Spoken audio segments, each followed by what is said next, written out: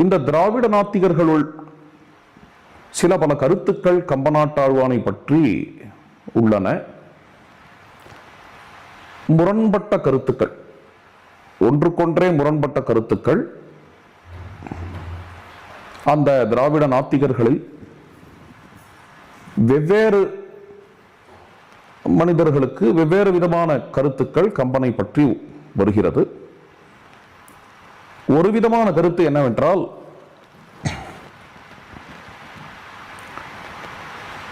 கம்பன் ஆரியத்தை சார்ந்தவன்,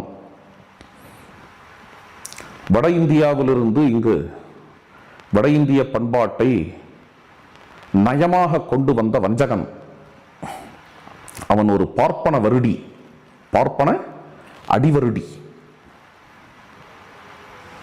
இது ஒரு விதமான சிந்தனை உண்டு.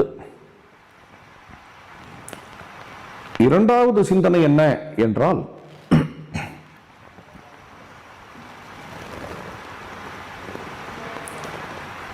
வால்மீகி ராமாயணம் என்கிற ஆரிய படைப்பு மிகவும் அயோக்கியத்தனமானது, அநியாயமானது.